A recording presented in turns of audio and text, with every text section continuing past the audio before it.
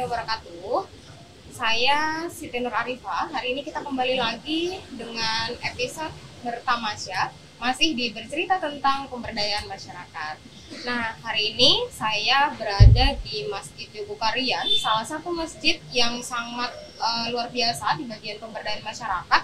Dan ada yang spesial nih pada pagi hari ini, saya ditemani oleh Teh Candy. Nah, beliau yang sangat concern di bidang pemberdayaan masyarakat, terutama untuk para ibu-ibu gitu ya. Nah, nanti kita sapa dulu ya Teh Candy, dan kemudian nanti kita akan banyak bertanya atau bercerita dari Teh Candy bagaimana masjid bisa menjadi salah satu upaya atau sarana untuk bisa memberdayakan masyarakat di Indonesia. Nah, kita sapa-sapa dulu ya Teh Candy yang sudah hadir di tengah-tengah kita. Assalamualaikum Teh Candy. Waalaikumsalam warahmatullahi wabarakatuh. Iya, Masya Allah. Gimana kabarnya Teh? Alhamdulillah sehat. Masya Allah. Nih Teh Candy ternyata orang Bandung yang ketemu di Jogja ya.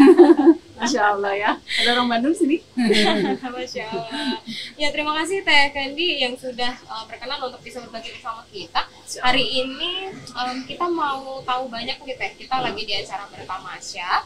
Di sini kita mau tahu sebenarnya gimana sih peran Masjid Jogokarian untuk bisa memberdayakan masyarakat gitu ya, terutama masyarakat yang ada di Jogja, di sekitarnya, maupun untuk secara nasional gitu ya. Mungkin nanti Teh bisa menjelaskan sama kita gitu. Nah, kayaknya saya pernah dapat cerita menarik tentang ada namanya Umida ya Teh ya. Umida Jogokarian ini apa ya Teh ya?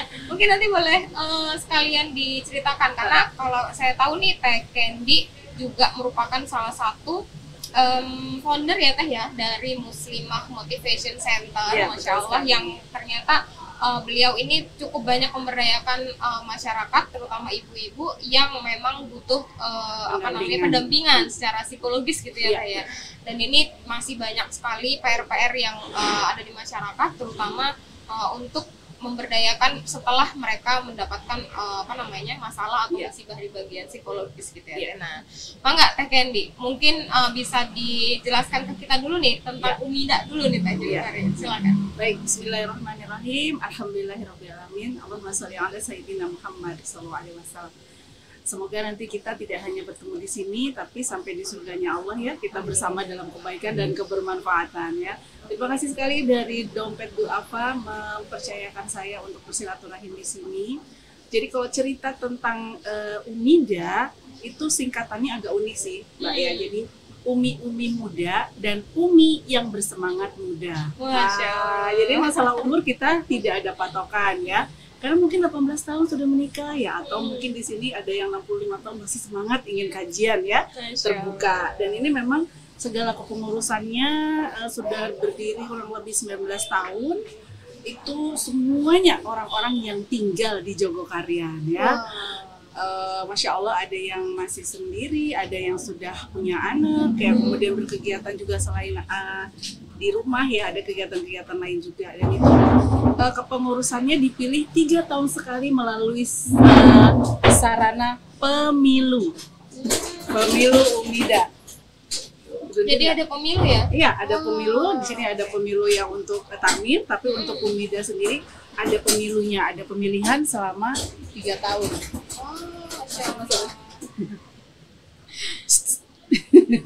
Henry, baik. Kalau gitu. yang Umida ini juga berarti ternyata ada pemilu sendiri di luar dari takmir Masjid Jogokarian ya? Ada kepengurusannya. Wah, menarik nih. Gitu. Jadi kita benar-benar garap serius karena masalah wanita atau perempuan ini akan terus menjadi isu hangat sepanjang zaman ya kan. Karena berdirinya atau bahagianya atau suksesnya satu rumah ataupun satu daerah ataupun satu negara, kita tegakkan dulu wanitanya, bahagiakan dulu wanitanya, penuhi hak-haknya, baru semua jadi berkah. Dan ini kita nggak nawar, tapi kasih sayang Allah Subhanahu Wa Taala, salah satunya melalui surat An-Nisa ya, nggak ada surat Ar-Rijal, mohon maaf. Nah, jadi kita benar-benar garap khusus gitu, mereka yang wanita mau meluangkan waktunya untuk kajian gitu. Jadi kalau Umida tuh ada kegiatan-kegiatan tahunan, kemudian ada kegiatan 3 bulanan, ada kegiatan mingguan, ada kegiatan harian. Kalau harian yang sudah kita berlangsung itu setiap hari kita selalu remind atau mengingatkan tentang zikir pagi, zikir sore. Jadi kita ada grup WA-nya. Nah, gitu ada juga kegiatan tahsinnya di mana itu ada ujiannya. Jadi kita sarankan untuk sampai menjadi pengajar. Nah, kalau pengurusnya di sini, tapi orang-orang yang mau datang hadir ke sini kan tidak dibatasi hanya orang Jawa Karen, cuman pengurusnya saja. Gitu. Oh, Masya Allah. Ya, terus kemudian ada pemberdayaan ekonomi, ada jualan juga lewat WA, jadi ada lapak day-nya gitu. Kemudian ada kegiatan panahan juga. Wah, jadi banyak kegiatan juga ya? Banyak kegiatan, ada berbagi kasih, misalnya maaf ada yang butuh bantuan gitu, ada berbagi kasih dari UMIDA, kita berikan sesuatu yang mereka butuhkan. Gitu. Oke.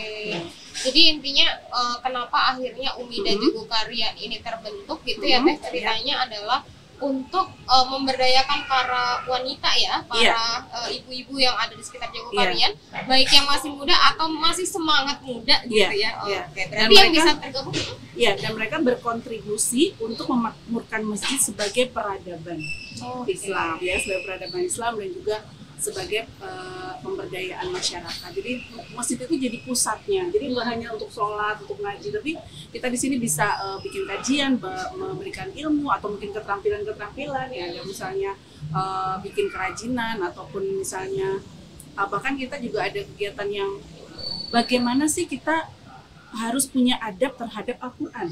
Nah, jadi Al-Quran itu kan bukan bacaan biasa ya, jadi kita banyak yang nggak paham sebenarnya kalau kita berhadapan dengan Al-Quran itu gimana sih. Jadi ada ustadz-ustadz atau ustazah yang sudah rutin mengisi gitu ya untuk kajian-kajian di UMIDA, yang program pekanannya tiap Jumat itu ada kajian kitab At-Tibyan fi Adabi Hamatil Quran, dibahas tentang adab seorang muslim untuk berinteraksi dengan Al-Quran itu tiap hari Jumat pekan keempat. Terus ada lagi upgrading keilmuan para ustazah tahsin dan tahfiz UMIDA bersama Ustadz Nafail Ahmad Syihan, dilaksanakan Sabtu sore di Aula Masjid Jogokarian. Terus bulanannya ada yang upgrading juga peserta tahsin, semuanya nanti dikumpulin dari mulai yang mungkin dari jilid 1 sampai yang udah mau Al-Quran kita kumpulin lagi gitu kan ya. Ya, terus kegiatan-kegiatannya juga ada yang dibersamai oleh Dinas Perpustakaan Daerah Istimewa Yogyakarta dulu sama Ustadz Salim Afila dengan meluncurkan karya Menggali ke Puncak Hati. Nah, jadi kita kumpulin. Ya, jadi bagaimana kemudian wanita itu disenangkan juga diberdayakan. Apapun latar belakang pendidikannya dan berapapun umurnya, kita ada bersama UMIDA. Dan teman-teman yang belum tahu UMIDA mungkin nanti bisa sering-sering lihat di Instagram gitu. Jadi kegiatannya apa aja. Kita benar-benar mempersilahkan muslimah Yogyakarta untuk hadir di setiap kegiatan di Masjid Jogokarian bersama UMIDA. Jadi ini sangat terbuka untuk seluruh warga Jogja ya, betul, Teh, nggak hanya yang sekitar Jogokarian ya, Teh. Masya Allah. Berarti untuk umur berapapun selama masih muda bisa join di ya, asal ada waktu, ada kemampuan join di UMIDA. Nah, kalau Muslimah Motivation Center itu lebih ke pembinaan psikologis. Jadi para wanita yang mohon maaf ada trauma perceraian atau bahkan mau bercerai atau mungkin KDRT nih, saya minta maaf, korban perselingkuhan, atau bahkan ada yang mungkin konsultasi untuk pranikah itu bisa gitu. Nanti tidak harus selalu saya, nanti mungkin saya gandeng Ustadz Awan juga atau siapa yang lebih mumpuni ya, atau mungkin pernikahan kedua, pernikahan ketiga mungkin gitu juga bisa. Dalam artian sudah meninggal, ada mbak yang jadi yang 2 kali ditinggal suaminya meninggal, itu kan berarti pernikahan ketiga. Jadi tidak selalu cerai kemudian ini. Nah, yang penting bagaimana para wanita yang pada waktu itu terpuruk, kita bangkitkan lagi semangatnya untuk punya desain hidup ke depan supaya lebih baik secara psikologis dan juga pemberdayaan perekonomian dan kesejahteraan keluarganya. Gitu. Berarti yang MMC ini juga sebenarnya sejalan ya, Teh, dengan UMIDA tadi ya. Jadi bagian konsultasinya, bagian psikologisnya, bagaimana bisa merawat psikologis yang sehat bagi para umi-umi ya. Betul, amin. Baik, Teh, ini jadi menarik ya, tadi udah disebutin beberapa program dari UMIDA gitu ya, kemudian juga dijelasin juga kegiatan-kegiatannya, ada beberapa treatmentnya gitu ya. Sebenarnya jadi penasaran, Teh, kenapa UMIDA ini jadi sekeren itu, atau bedanya sama majelis taklim lain tuh apa sih, Teh? Soalnya kayaknya banyak yang ingin berbondong-bondong nih, Teh. Jadi bedanya apa ya kira-kira? Kalau bedanya sih pengurusnya itu benar-benar diurus oleh masyarakat di Jogokarian, jadi tidak ada pengurus dari tempat-tempat lain. Kalau MMC kan ada pengurus dari tempat lain. Kemudian yang kedua ada pemiliknya. Biasanya kalau majelis taklim lain mungkin masjidnya itu tempatnya wakaf dari siapa, terus kemudian ada sedikit dominasi dari tempat itu. Nah, kita adakan pemilu itu benar-benar seleksi yang kita tahu persis beliau itu siapa gitu ya, terus kandidat-kandidatnya nggak orang-orang sembarangan gitu ya. Dan mungkin boleh dibilang agak hampir lengkap ya, karena kita ada olahraganya, ada untuk kegiatan berpikirnya, ada diskusinya, ada keterampilan untuk perempuannya gitu. Jadi mungkin sedikit agak lengkap gitu. Dan mungkin MMC melengkapi dengan kebutuhan psikologis itu. Jadi ada saudara ya, jadi ada saudara di sini gitu. MMC dan Umida. Gitu. Wah, bener ya, ternyata memang di Umida itu kenapa sangat menarik dan beda dengan majelis taklim lain, karena selain di situ ada kajiannya, juga difasilitasi dengan beberapa sarana ya, sesuai dengan bakatnya masing-masing para ibu-ibu ini untuk bisa lebih berdaya gitu ya. Masya Allah, keren. Umida ini juga ternyata jadi salah satu kunci sebagai pemberdayaan wanita di Masjid Jogokarian ini ya. Iya, betul sekali. Insya Allah. Mudah-mudahan istiqomah. Amin ya Rabbal. Nah, ini cukup menarik nih Teh. Tadi ngomongin tentang bakat ya. Iya. Kalau kita ngomongin tentang bakat, kayaknya saya pernah dengar gitu ya, ada tim paduan suara ya di masjid ini. Ini jadi menarik nih. Gimana ceritanya? Ada paduan suara di masjid nih Teh. Gimana diceritakan Teh? Baik, tanpa mengurangi rasa hormat untuk teman-teman yang asli dari sini, teman-teman Umida dan juga ibu-ibu, dengan paduan suara senandung masjid namanya, gitu ya. Jadi karena saya juga suka sering didaulat membawakan acara di berbagai tempat di sini, otomatis saya suka mencari informasi ini kok bisa berdiri gimana. Bahkan saya juga tanya sama Pak Jazir atau sama ketua Umidanya. Jadi ini 15 tahun sudah berdiri senandung masjid ibu-ibu yang awalnya ditembung oleh almarhum Bapak Teddy. Beliau juga salah satu pengajar isi gitu. Kebetulan suami istri isi. Jadinya Pak Teddy sama Bu Teddy ini ingin menggerakkan adanya nyanyian di masjid ini seperti paduan suara. Beliau matur sama Pak Jazir, gimana kira-kira bisa nggak diadakan gitu ya. Kebetulan waktu itu Pak Jazir juga kan memang tokoh di sini ya. Jadi kita adakan memang paduan suara yang khusus dinyanyikan oleh ibu-ibu. Memang kebanyakan lansia Mbak kalau ini. Jadi mungkin sekitar 50 tahun ke atas anggotanya itu ya. Nah itu tadi ya, seperti kita bilang, pemberdayaan itu kemudian benar-benar kita berdayakan sesuai dengan bakat dan tempat. Jadi kalau semua ibu-ibu ke pengajian terus yang menghibur siapa gitu kan ya, di acara-acara tertentu ya, misalnya Muktamar Muhammadiyah kemarin, Muktamar Aisyah kemarin ya, waktu itu kemudian mau didaulat tampil di sana, tapi karena COVID nggak jadi, kita udah latihan gitu ya. Terus ada acara manajemen masjid yang diadakan oleh Masjid Jogokarian, waktu itu ditempatnya di Hotel Tentrem, itu undangannya nasional, jadi para takmir kita undang gitu untuk kita share tentang manajemen masjid. Nah di situ tampil juga ibu-ibu paduan suara gitu. Soalnya saya juga kan seneng nyanyi, jadi ikut paduan suara. Tapi ternyata waktu itu tidak ada pembawa acara. Akhirnya saya jadi pembawa acara, padahal ikut latihan juga gitu. Latihan terus ada, kalaupun tidak ada hari-hari besar kayak Muharram ataupun misalnya Lebaran gitu, kita adakan konser sendiri untuk paduan suara tersebut gitu. Hai, aing nanya ke mana? Nanya apa, Ma? Mantek dengekeun. Amun aing kurban di dompet dua, Pak. Aing dapat apa wae? Mak, dengerin ya, dengerin baik-baik. Kalau Mak kurban di dompet do apa? Dapat apa, guys? Yuk kurban di dompet do apa? Yuk kurban di dompet do apa? Pastinya banyak untungnya. Hewannya dijamin jantan, pastinya banyak untungnya.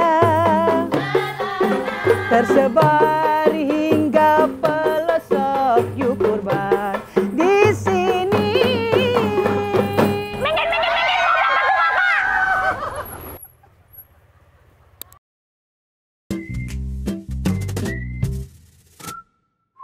Terakhir tampil di Polda Yogyakarta juga, terus katanya Kapoldanya gini, Masya Allah ini bagus ya, melebihi ibu-ibu Bayangkari katanya. Karena suami istri isi dan itu bidang mereka di vokal dua-duanya gitu.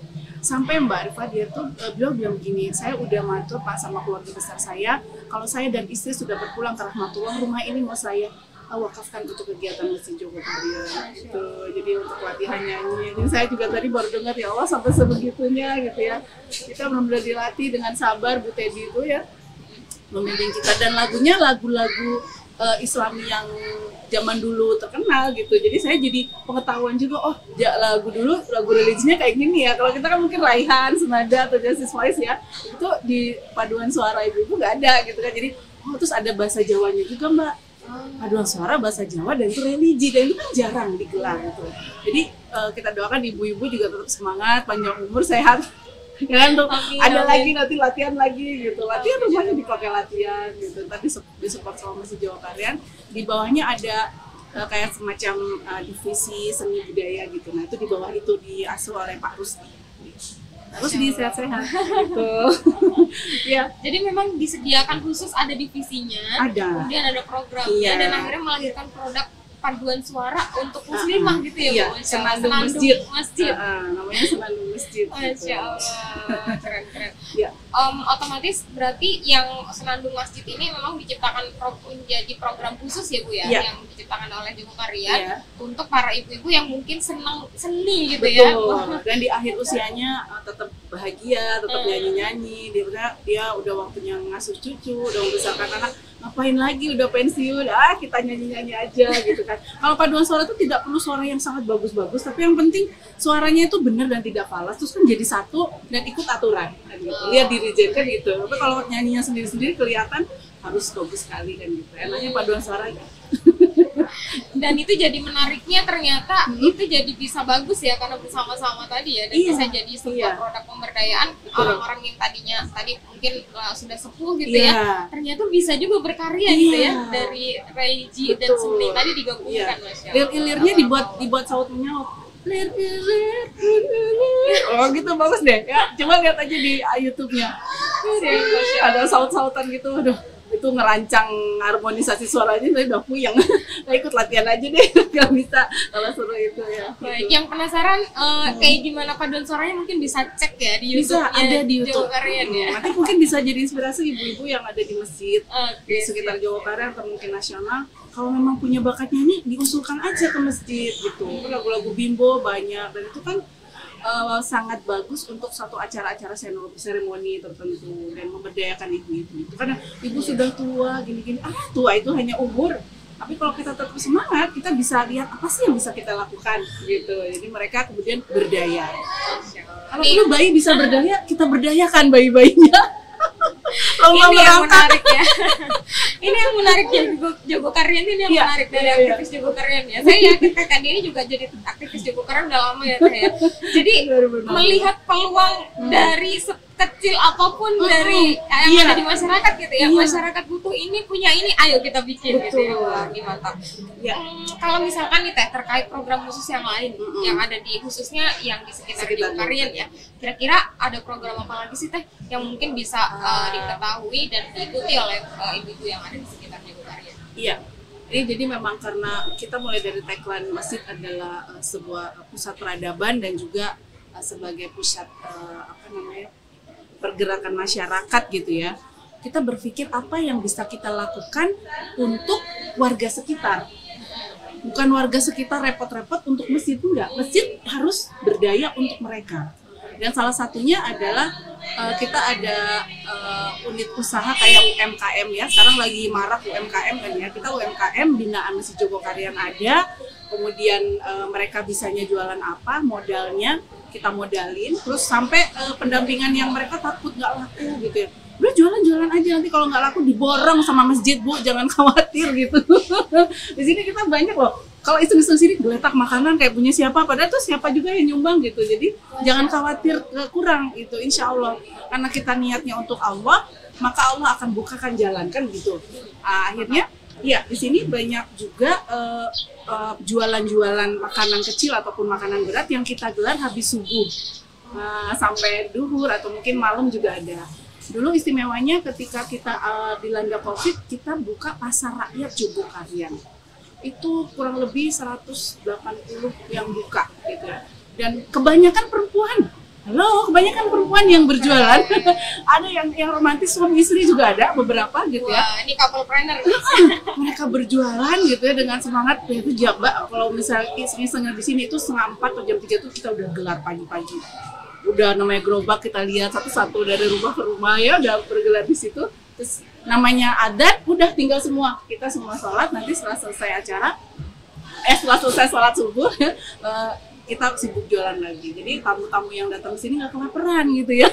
Bingung mau cari makan di sana, nggak usah GoFood. Di depan udah banyak orang. Sarapan aman ya. Iya. Jadi dari yang kalau Mbah Nin itu dari yang dia jualan kunir asem cuman dari botol-botol bekas merek tertentu gitu. Sekarang udah bikin produksi sendiri. Yang tadinya cuma dipakai meja, udah pakai gerobak kayak gitu. Gudeg terutamanya yang laris tuh gudeg gitu ya. Banyak di sini yang kemudian bisa sangat terbantu perekonomian keluarganya untuk bisa sekolah. Itu dari jualan itu, dari berani itu, dari bismillah. Terus ada juga sumbangan-sumbangan yang tak terlihat itu ada, jadi rekening itu ada isinya gitu ya, dari orang-orang yang dermawan. Saya doakan semoga yang membantu yang membantu proses di sini semuanya ya mendapatkan perlindungan dari Allah SWT sepanjang jalan sampai keturunannya, karena bermanfaat buat semuanya gitu. Jadi kita Jumat pagi ada sarapan gitu, habis subuh itu udah ganti-ganti ada misalnya bubur atau bubur kacang hijau gitu. Terus nanti kalau sego Jumat mungkin udah biasa ya, itu Jumat pagi ada lagi. Nah dari subuh sampai syuruk kita ada pengajian, ibu-ibu melingkar pengajian sendiri yang perempuan-perempuan itu ya, ibu-ibu. Nanti di situ ada lagi yang ngasih minuman teh atau susu, kadang-kadang ada aja snack itu entah dari siapa gitu. Maghrib sampai bisa jualan apa lagi, ada lagi kelompok ibu-ibu ngaji lagi, nanti ada aja makanan ya. Jadi insya Allah ke Masjid Jawa Karyan nggak pernah kelaparan, mudah-mudahan gitu ya, selalu ada gitu di sini. Kita bisa sejahtera untuk makan minum minimal ada. Jadi sendiri-sendiri kan kotak infaknya buat minum sendiri, kotak infaknya buat wakaf masjid sendiri, buat buletin sendiri ada. Gitu. Mudah-mudahan yang kita butuhkan tuh doa dari seluruh masyarakat Indonesia yang cinta masjid supaya kita tuh istiqomah, istiqomah, sabar dan makin maju lagi gitu. Masya Allah. Ini keren teh. Jadi kalau tadi dibilang kalau tiap pagi itu semua udah pada berjualan gitu ya dari sini. Nah berarti ini ada peningkatan ekonomi ya dari segi UMKM yang dibina oleh Joko Karyan tadi ya. Iya, kehidupan perekonomian itu.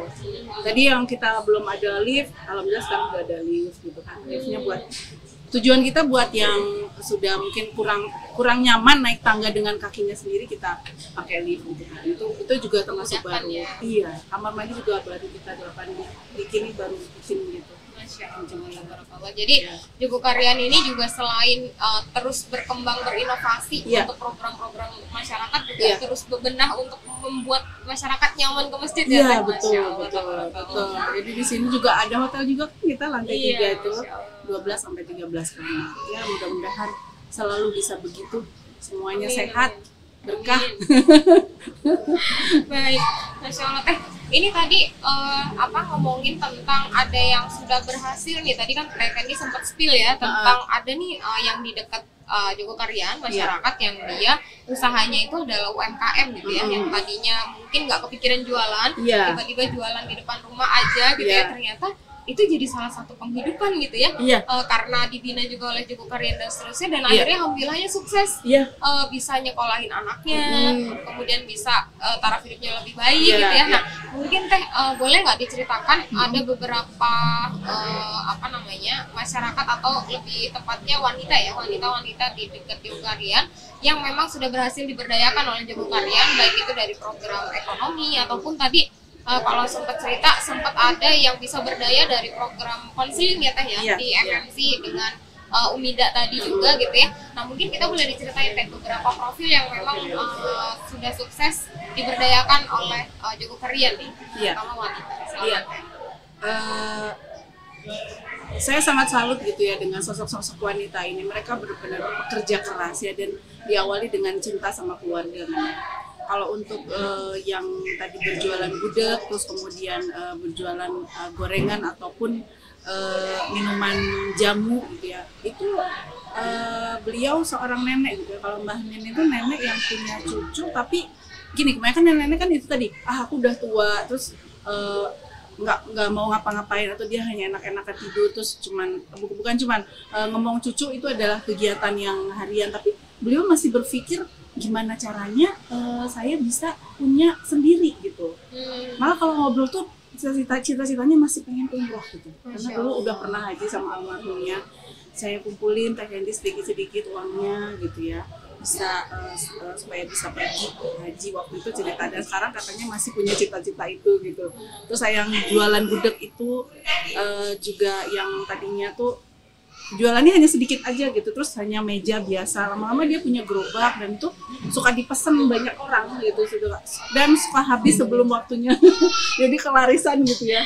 Di antaranya itu ya untuk sosok perempuan yang menurut saya sangat kelihatan menonjol gitu. Kalau ini kan suka lihat-lihat datanya Pak Antiar ya penghasilan yang terbesar itu siapa gitu ya. Kadang-kadang juga nggak usah dibilang-bilang sih Mbak, pokoknya aku jual gudeg nggak usah kasih tahu namanya. Pokoknya kelihatan sudah ada perbaikan, terus dari jumlah jualannya tadi tuh sedikit, cuman satu apa Mbak namanya baskom, terus kemudian nambah telurnya, ayamnya jadi semakin menggunung gitu ya.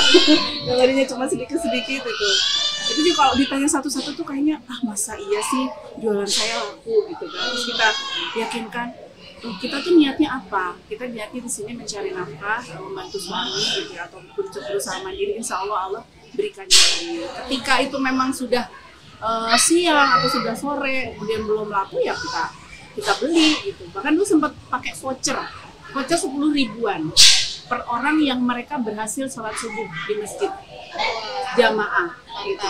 Dikasih setiap anak kecil sampai yang udah tua pokoknya semua dikasih. Nah mereka jajan kan? Iya, jajan ke pasti. Semua warung-warung. Nanti kuponnya ditukar di masjid, dikasih lagi gitu. Kita kasih lagi uangnya ke para penjual. Nah untuk secara psikologis ada dari Muslimah Motivation Center itu kisahnya anaknya satu, kemudian dia suaminya tertarik oleh wanita lain, bahkan si wanita lain yang atau kita suka sebut itulah ya, itu malah membangga-banggakan dirinya, membandingkan dirinya dengan ya istilahnya binaan saya itu, selalu WA, selalu telepon, dibilangin kamu tuh gak becus ngerawat suami dan sebagainya gitu. Akhirnya datang ke saya tuh dalam rangka kurus, terus maksudnya sangat tertekan gitu ya. Terapi beberapa kali saya tawarkan, tapi saya tawarkan juga harus ikut kajian di MMC. Jadi kalau ibarat kesadaran kita kepada Allah, iman itu terus ditumbuhkan, tidak kemudian dibiarkan. Jadi datang 2 minggu sekali, itu alhamdulillah dari dia yang cuma ibu rumah tangga biasa, bukan cuma ya, maksudnya berkegiatan ibu rumah tangga biasa, sampai punya laundry akhirnya, mandiri. Dan menikah lagi alhamdulillah, bisa mengusir pergi taumannya. Masya Allah, tabarakallah. Itu dari yang tadinya terpuruk akhirnya bisa berdaya gitu ya, karena ada sebuah pembinaan, karena ada sebuah semangat juga gitu ya, dan tentunya ini terus dilakukan untuk upaya pemberdayaan masyarakat ya Teh, termasuk khususnya di wanita ya. Kalau gangguan psikis yang sudah sangat akut ya saya rekomendasi ke dokter ataupun profesor yang sudah lebih ya. Jadi saya hanya penyambung lidah aja. Kalau saya masih stres ringan, depresi ringan masih bisa. Kalau sudah lebih itu saya ahlinya aja silakan. Kalau lebih seperti itu masih banyak belajar saya juga ya. Doakan. Baik, tadi terima kasih banyak Teh Hendy, tadi sudah banyak diulas gitu ya tentang pemberdayaan masyarakat dan bagaimana Masjid Jauh Karian juga ternyata masjid bisa dibuat sarana untuk memberdayakan gitu ya. Baik, terima kasih Teh. Sobat Muda, saya ingatkan untuk jangan lupa subscribe channel YouTube Dede TV dan follow juga Instagram kita di dompetduafa.org dan juga Dede TV Official. Nanti di situ simak juga beberapa episode lain nih ya yang tentunya sangat menarik. Baik, sampai bertemu kembali di episode selanjutnya. Saya Arifah pamit undur diri. Assalamualaikum warahmatullahi wabarakatuh. Terima kasih banyak Teh Hendy.